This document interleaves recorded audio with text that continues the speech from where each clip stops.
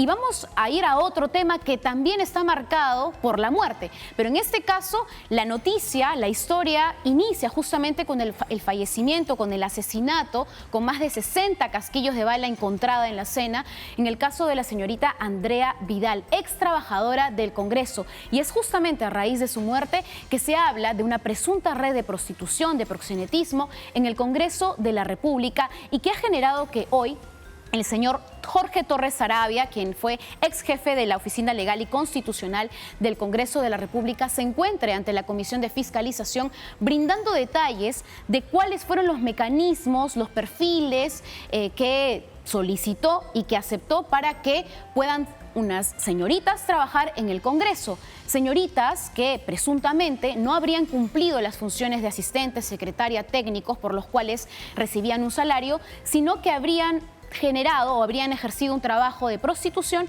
al interior del Congreso de la República. Y justamente estamos viendo en imágenes al protagonista o al que sería el líder, el cabecilla de esta red de proxenetismo, el señor Jorge Torres Saravia. Muy bien. Tenemos que en todo caso compartir sus primeras declaraciones, Lorena, en cuanto al Congreso de la República. Él se mostró bastante molesto, incómodo, porque siente que han mancillado su honor y todo su trabajo en el Congreso de la República por vincularlo y señalarlo como el líder de esta presunta red de prostitución en el Congreso. Vamos a escucharlo. Expreso mi malestar, mi incomodidad, mi molestia por todo lo que se viene diciendo, por todo lo que se me viene acusando sin prueba alguna, de la forma como han mancillado mi honor, mi carrera profesional, más de 15 años que he venido elaborando en diversas instituciones del norte del país y aquí en el mismo Lima, con el tema de un posible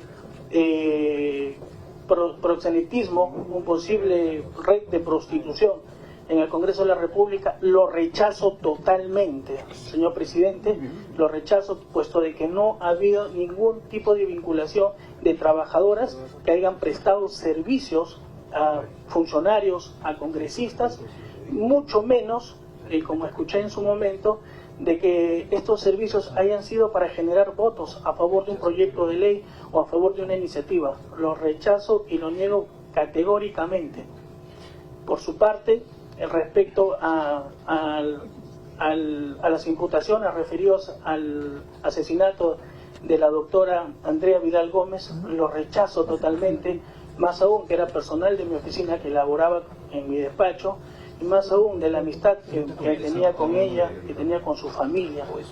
Entonces es, disculpen, un absurdo que se me esté incriminando y culpando hechos que todavía recién están en etapa de investigación.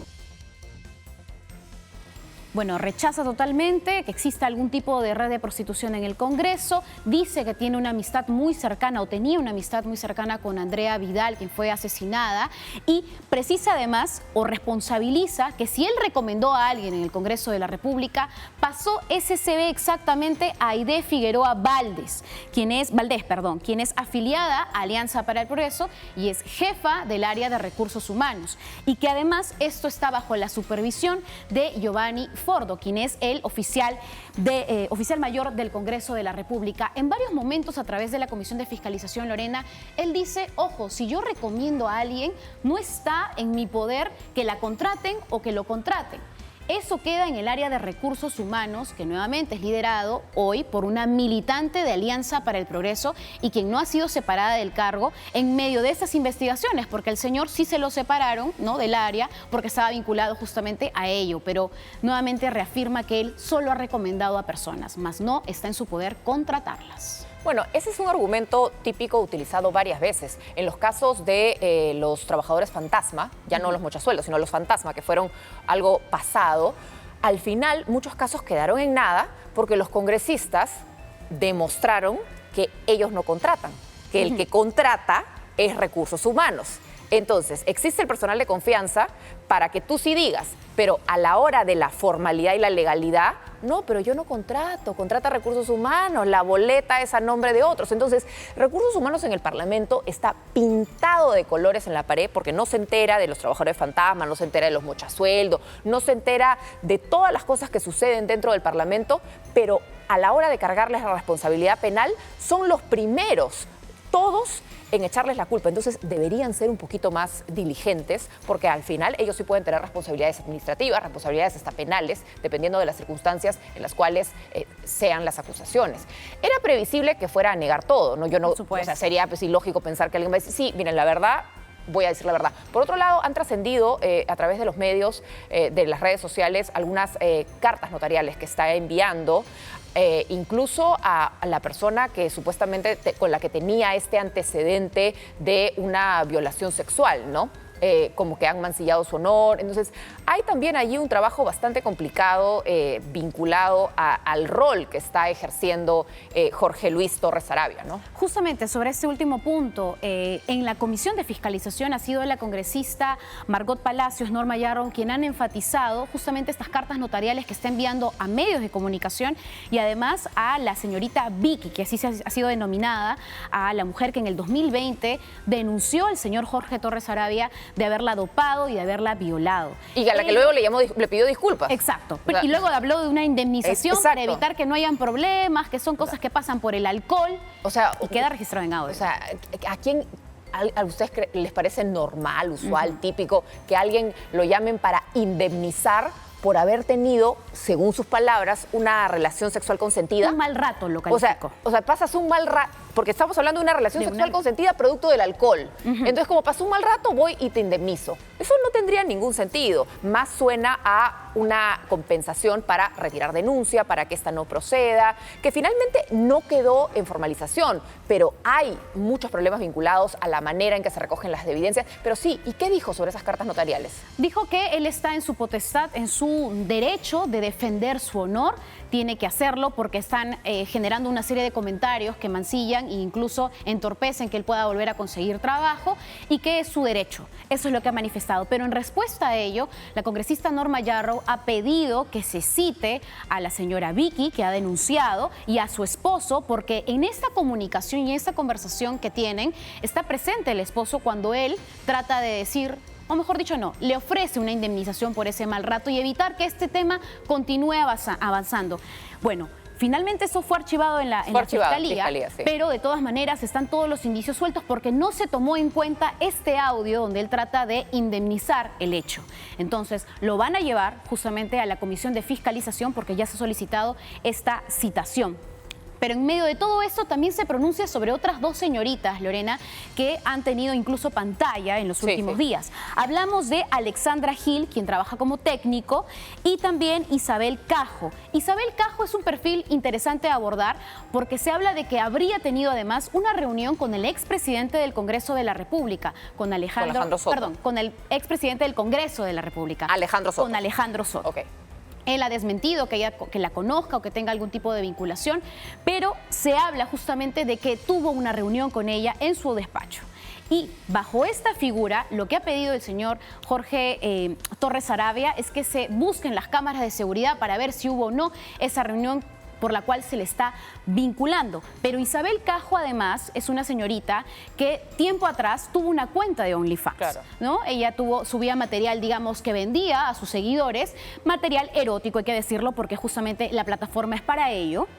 Y que para él le parecía totalmente normal porque una mujer está en el derecho de utilizar sus redes sociales, su cuerpo, como bien le parezca. Esa es la que trabaja con el congresista Martínez. Exacto, con el congresista Edwin Martínez, y a quien el congresista Martínez ha defendido a capa y espada, caramba, sí que debe ser la mejor trabajadora porque la ha defendido así.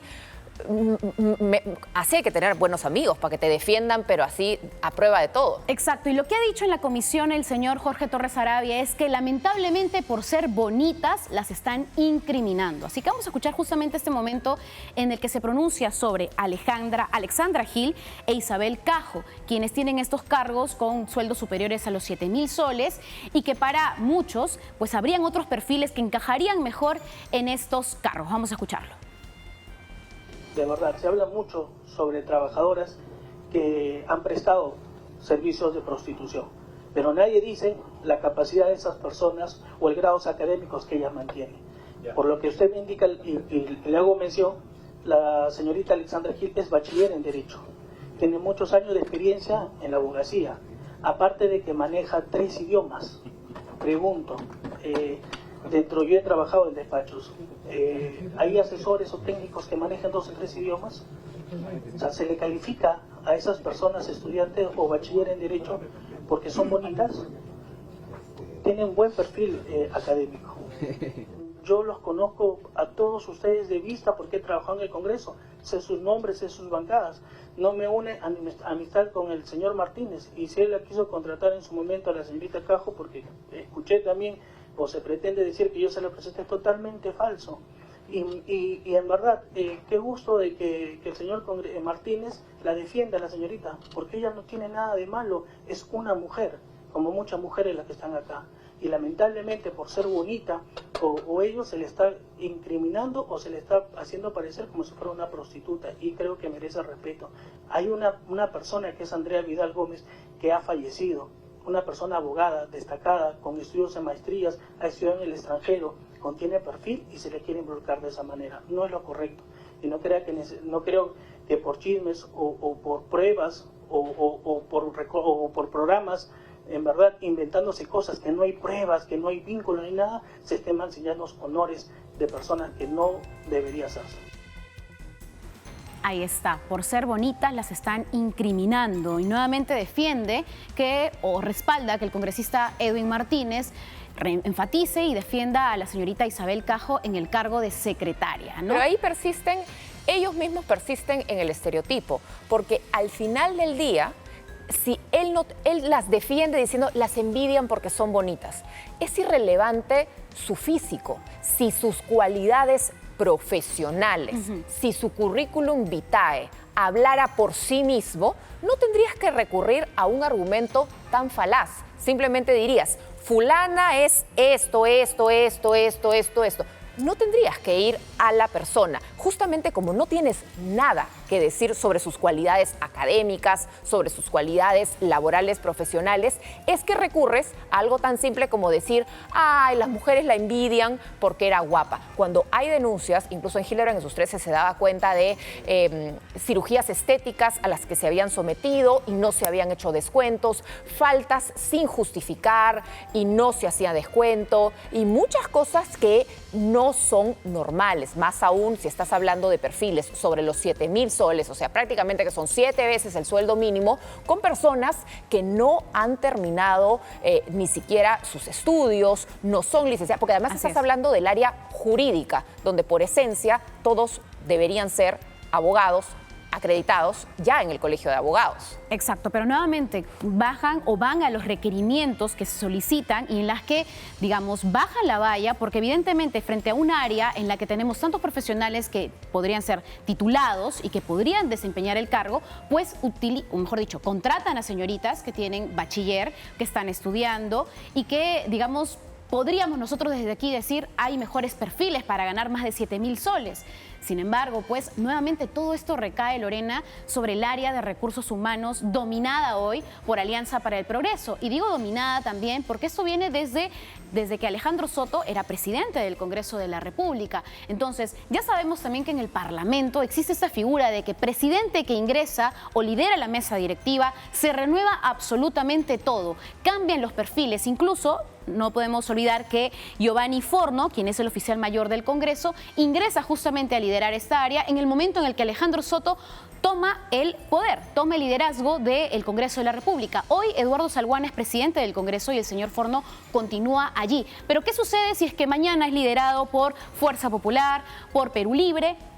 Nuevamente cambia este perfil, y eso es algo que ha sido muy discutido porque estamos hablando de la figura que ve justamente toda la parte administrativa del Congreso de la República y que no debería ser, digamos, liderado o politizado en conveniencia a quien lidera el Congreso de la República, sino un hecho meritocrático, ¿no? Quien merece estar en ese puesto, si no es porque es amigo de una bancada u otra. He ahí nuevamente que empezamos con el problema desde arriba, ¿no? De a quién pones, por quién está hoy liderando el Congreso.